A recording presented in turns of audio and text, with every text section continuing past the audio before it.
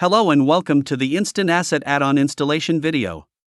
You can get the add-on for free at blendermarket.com/products/instant-asset. After confirming the purchase, you will be taken to the download page. Download the latest version in zip format there. After the download finishes, open Blender, go to Edit, Preferences, Add-ons, click Install. In the browser, look for the recently completed download, then click Install Add-on. After installation, activate the add-on, save the settings and close the window. From now on you can find the InstantAsset add-on in the In panel. The installation is now complete. Now let's test the add-on. I'm opening an older blend file that I want to extract objects from.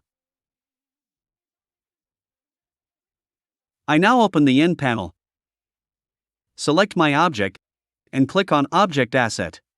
In the browser, I select the appropriate folder and specify the name of the file and thus also the name of the object. After updating the asset browser, the object is displayed with the correct name. Now let's create an asset with multiple objects. I choose this basket with a few fruits. Now I click on Make Asset and then enter the name I want for my object again. From now on this collection is also available in the asset browser.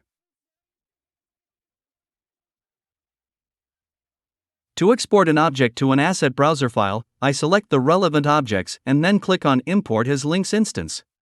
Again, I set a name for the object. The object is then deleted and re-imported from Asset Browser as a linked object. This can save a lot of memory with correspondingly large Blender files. This object is also automatically stored in the Asset Browser from now on. And now have fun testing. Please don't forget to rate the add-on on BlenderMarket. See you soon.